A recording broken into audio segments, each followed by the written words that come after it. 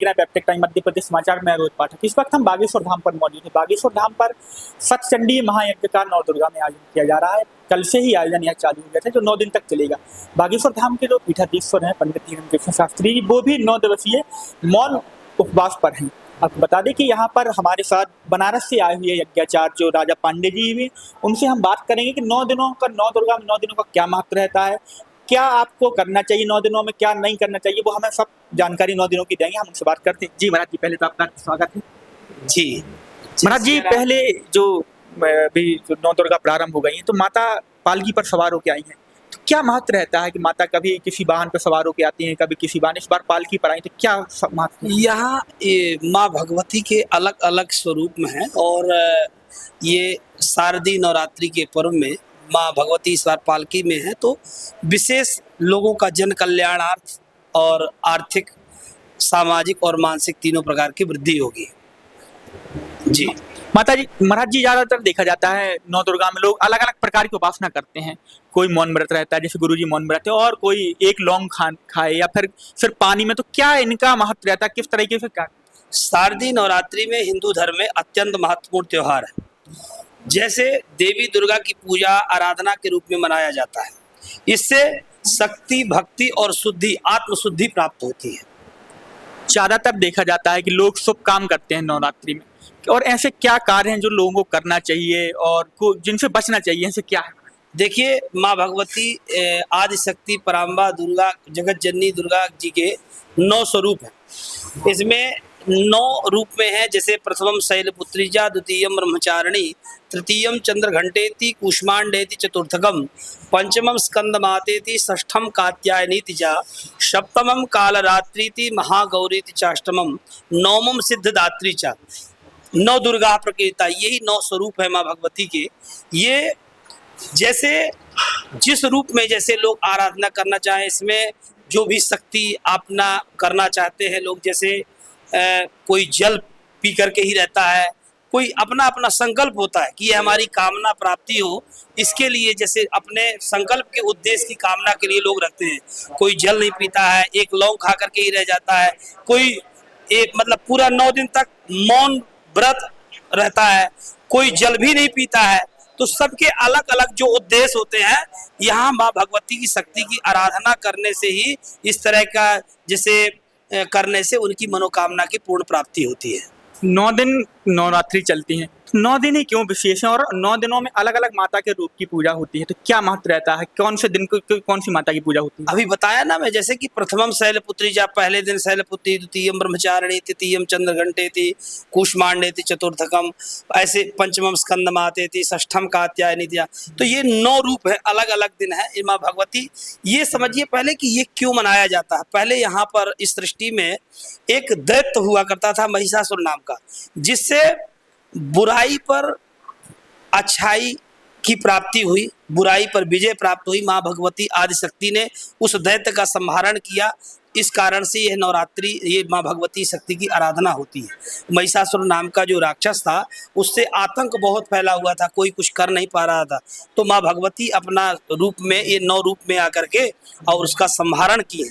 उसी कारण से भक्तों का कुल मिला के आप यह समझ सकते हैं कि माँ मतलब सत्य पर विजय की प्राप्ति हुई, बुराई पर अच्छाई की जीत हुई। यहाँ पर अभी 10वें दिन रावण का भी दहन होता है।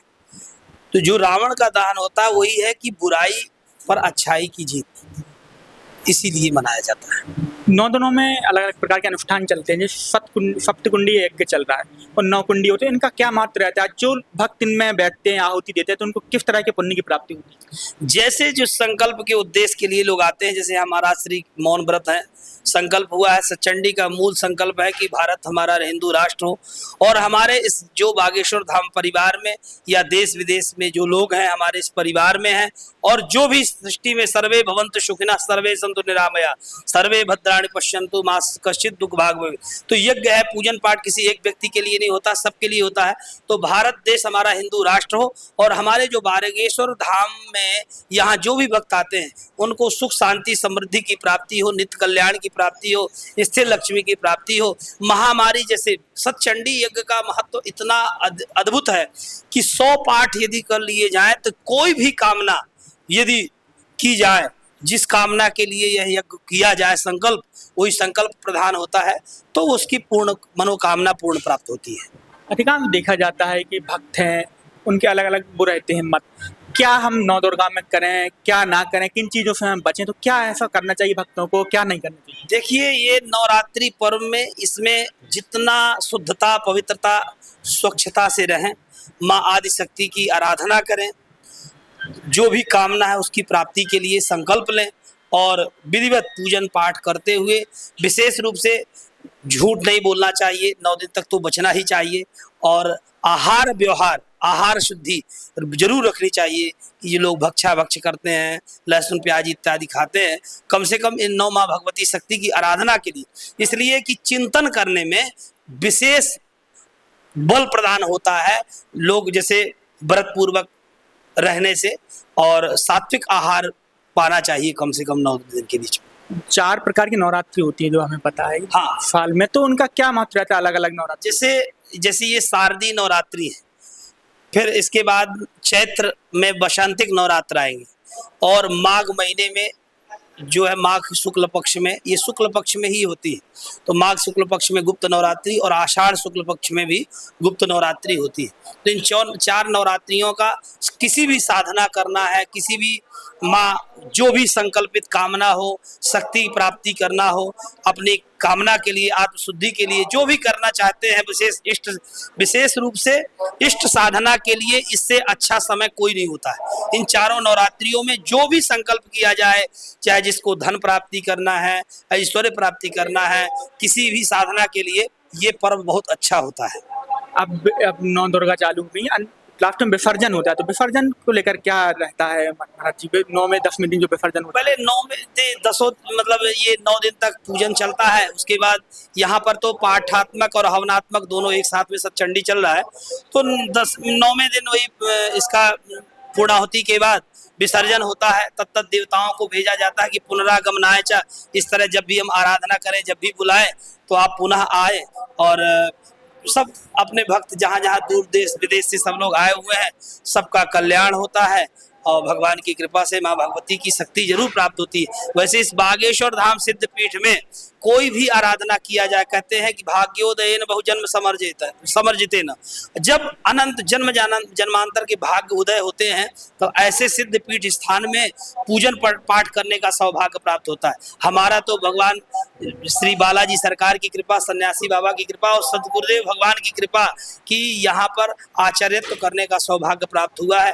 काशी के 11 ब्राह्मणों के साथ में यहाँ सतचंडी यज्ञ चल रहा है और देश विदेश से यजमान भी आए हुए हैं, सब लोग अपनी अपनी कामना लेकर के आए हैं। महाराज श्री का भी मौन व्रत चल रहा है, वो अखंड पूर्ण रूप से मौन व्रत में है, अपना शक्ति की आराधना में है, सुबह से लेकर शाम तक, रात्रि तक अखंड उनकी साधना चल रही है, सब भगवती की कृपा।